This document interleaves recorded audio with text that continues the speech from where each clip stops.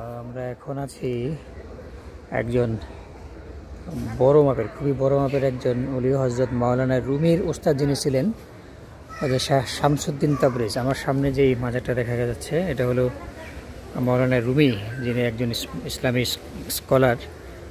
তার ঐতিহাসিক গ্রন্থ, যে বিখ্যাত গ্রন্থ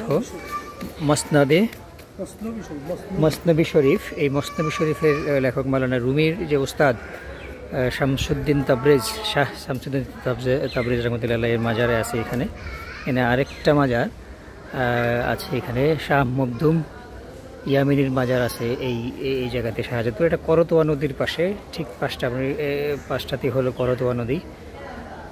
এটা মাজার কমপ্লেক্সের একটা জায়গা, এখানে মানুষ নামাজ টামাজ পড়ে বা বিশ্রাম নেয়। এটা হলো শাহ মখদুম মাজারের একটা বড় গম্বুজ দেখা যাচ্ছে। ভেতরে ভিডিওটা নিলাম না, ভেতরে সংস্কার কাজ চলছে।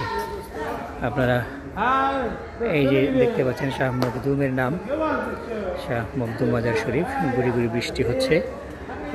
এই মাজারটা কিন্তু অনেক আগের তৈরি, যেটা এটার যে নির্মাণ শৈলী, এই যে মাজারে মসজিদ, একটা প্রাচীন স্থাপনা কিন্তু শাহজাদপুরের, সিরাজগঞ্জের শাহজাদপুরের একটা প্রাচীন স্থাপনা আপনারা দেখতে পাচ্ছেন। এটা খুবই চমৎকার একটা মসজিদ।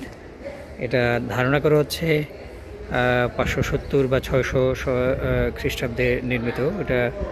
এবং এর যেই স্থাপত্য শৈলী, যে নকশা, সেখান থেকে কিন্তু মুঘল এবং তুর্কি ওই যুগের ওই স্থাপনার একটা নিদর্শনের সাথে অনেকটা মিলে যায়। এটা হচ্ছে মসজিদের আরেকটা পাশ, এটা হলো উত্তর পাশ। এই স্থাপনাটা কিন্তু খুবই চমৎকার, আর এক প্রাচীন স্থাপনার একটা